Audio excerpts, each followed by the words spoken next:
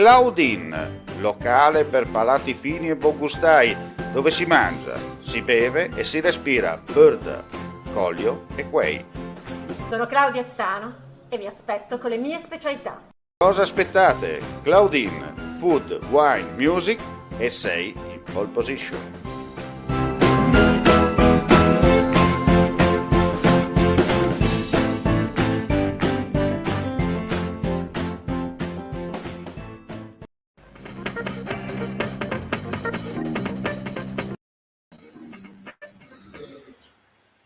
Ben ritrovati gentili amici e amiche alla visione all'ascolto, appuntamento live con Friuli TV, con gli aggiornamenti di cronaca dal Friuli Venezia Giulia. Dunque andiamo a vedere cosa è successo nel periodo non collegato.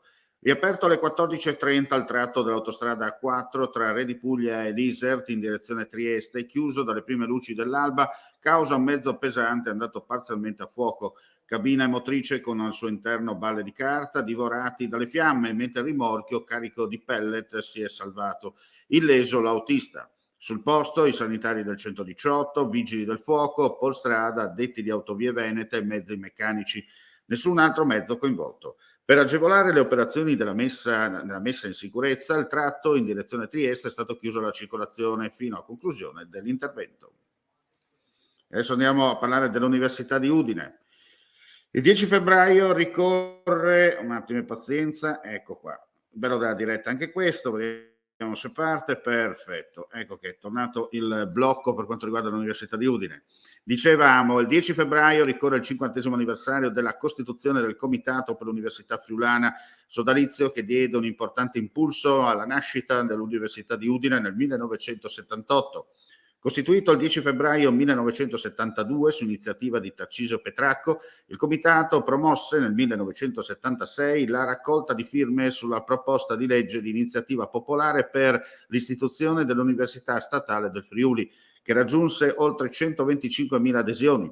L'istituzione del Comitato arrivò dopo quasi un decennio di lotta e iniziativa a favore di un ateneo in Friuli, partita agli inizi degli anni 60 del secolo scorso. E adesso ci trasferiamo a Trieste. Per il suo continuo impegno a favore della verità sulla vicenda del secondo dopoguerra nelle zone del confine orientale e la motivazione del riconoscimento che il sindaco di Trieste Roberto Di Piazza ha consegnato oggi nel salotto azzurro del municipio al giornalista triestino inviato di guerra Fausto Biloslavo. Alla cerimonia erano presenti il presidente della Lega Nazionale di Trieste Paolo Sardo Salbertini, l'assessore regionale Alessia Rosolen, il presidente dell'Associazione Nazionale Venezia Giulia Dalmazia Renzo Codarin e il consigliere comunale Manuela Declic. Restiamo in tema, ma questa volta a Cividale. Il comune di Cividale del Friuli commemora il giorno del ricordo con una conferenza stampa e la presentazione del libro di Mauro Tonino, Italiani dimenticati, viaggio nei drammi del confine orientale. L'evento si terrà sabato 12 febbraio alle 17 presso la Biblioteca Civica Giovanni Maria del Basso a Cividale. Dialogherà con l'autore sui temi dell'esodo delle foibe, nonché sulla complessa vicenda del confine orientale, l'onorevole Roberto Novelli.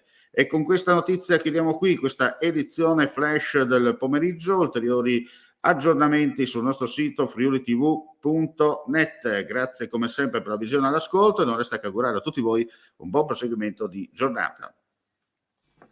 Vuoi assaggiare una birra dove al suo interno scopri la specialità tipica friulana? Lumi Beer, il prodotto ricavato in 20 ettari di terreno coltivato orzodistico, biodiversità, performance ambientale. Lumi Beer nelle sue 5 versioni disponibili, 4 per consumo veloce e dissetante e la versione Magnum per intenditori. Lumi Beer si abbina a qualsiasi palato. Lumi Beer è un prodotto esclusivo Azienda Agricola Pancera, il buon seme, i buoni frutti.